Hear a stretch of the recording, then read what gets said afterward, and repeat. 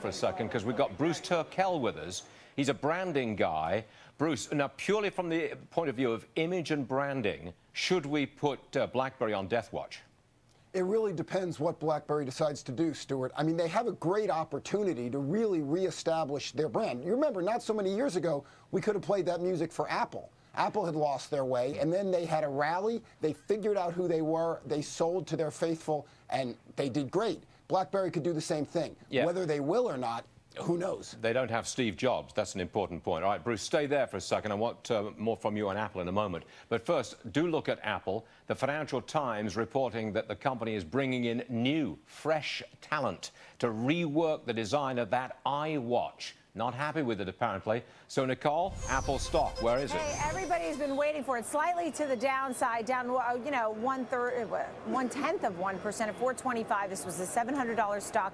It's down 20% this year. But everybody's waiting for the iWatch. How about I just use my iPod? Like, you think this is good? I don't know. They need some designers for this thing. They do. It's going to be tricky, but I think it's a great concept. All right. Well, we'll see what happens with that one. But Bruce, coming in again. Apple still losing its cool, is it? Well, you know, the Apple problem is that the media cycle doesn't work with their innovation cycle. If you look back to their key products, a great one, an amazing one, comes out every 5 to 6 years. But the pundits, Wall Street, the media won't wait 5 to 6 years, and they got to figure out a way to make those things even out. Yeah, now they got trouble with the iWatch. All right, Bruce, stay there. Back to Turkel. Never mind the S&P, the Dow, etc., etc. Take a look at Amazon stock this year, up 23% since January.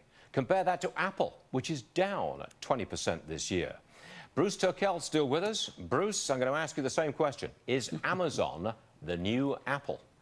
Amazon has done some brilliant things, Stuart. They have become the ubiquitous retail source online with their one-click purchasing, with their UPC scanning, so you can walk into a retailer and actually scan a product and see what it costs. And their domination of cloud, they really have established themselves and set themselves up for the future. So you think it's the growth company in technology of the future, just the way Apple was, say, 5, 6, 7 years ago?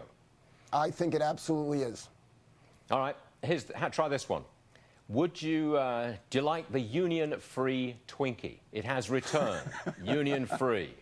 Do you think being union-free is a selling point for Twinkies? No, I have to figure that the only thing that's a selling point for Twinkie is lots of sugar and the fact that it has a shelf life longer than titanium. But I think from a business point of view, there's probably a couple people who are happy with the fact that they're union-free. On the other hand, there's a lot of workers who are unhappy about it. So I don't think that really affects their ability to sell their product. But you know, it's back with a vengeance. Maybe the food police have got it all wrong. We want a little sugar. That's what we want. I think we want a lot of sugar. You know, no one ever went broke selling products that people are addicted to. And Twinkies didn't go off the shelf because people didn't like them. That's right. Again, I'm not really entirely sure why, but people love to eat those things, and they're back, like you say, with a vengeance. Ding-dongs are a personal favorite, but that's another story. Bruce, thank you very much indeed.